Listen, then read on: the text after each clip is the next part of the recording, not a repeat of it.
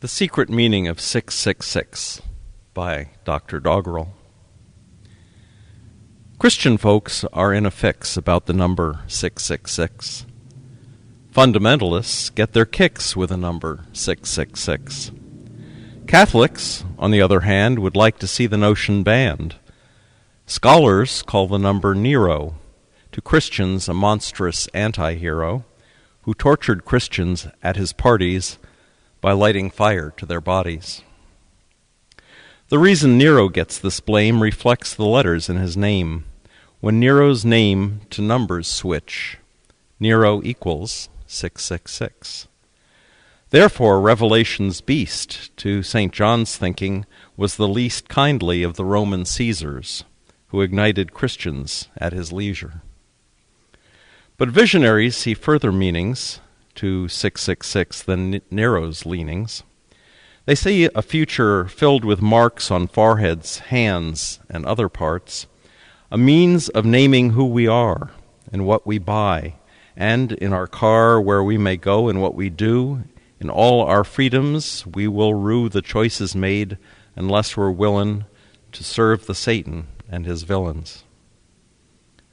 Others say our lot is cast in plastic with 666 at last the sum of credit cards' effects, to steal our money and to hex our freedom and our Christian goals, to value stuff less, more our souls, until we're materially possessed by our possessions. Unconfessed and unrepentant is our lot, fulfilling Satan's dire plot. Or is 666 some tiny chip implanted in our wrist or lip that we are scanned by day in everything we do or say? So our free will is slowly stolen. Moral choice is now beholden to the thought police who hear everything that we hold dear and turn our love to hate and fear. While all these things may still prove true, the secret 666 shines through in how incredibly all-pervading the number has become, invading all we do or think or say in almost each act every day we engage in through computers, emails, research, seeking suitors, chat rooms, porno, even games, business, leisure, all the same.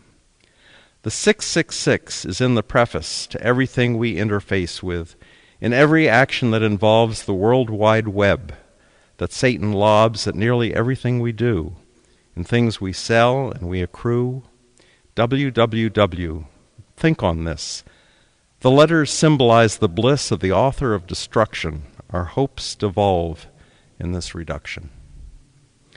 When we to Revelations go to study meaning, test the show of world events against the end times, visions, monsters, we rewind and play again from St. John's text, the death of forests and the wrecks of famine, mammon, and disease, there for Satan's will to please, then we see it's his intent to do it through the internet.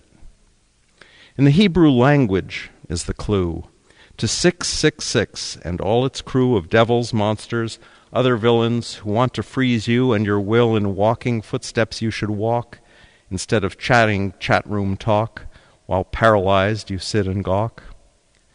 In Hebrew, the letter W does not exist, and in its place stands Vav in the sixth letter space. And since Hebrew letters numbers are, each in its place, it's not too far a stretch to see that Vav, Vav, Vav is 666 and has evolved to represent the World Wide Web, and many things will come to dread. If you think this strange, somewhat amiss, then listen to this word of bliss. Jesus alone is 666 proof. Jesus alone can source the real truth instead of Wikipedia stuff, where every entry may just bluff, so it might as well some fiction be, since anyone can write there free stuff barely touched by scrutiny. Every liar's sworn agenda is to seek believers' ruinous end, a goal despicable and mean, right there on your computer screen. We call it friend, the World Wide Web, till it betrays us like some Arab bomber thug with spyware virus, bugs corrupting all our files, us and everyone we text or write to, electronic blight to make each fright true. It really leaves us in a fix. www as 666. There's no escaping this web snare. It's omnipresent, everywhere. For each time we use a credit card to pay a store, our soul is marred. If we believe in Revelation's mark of a beast, whose occupation's to ensnare us in a web so wide, the beast and his mark can hide inside.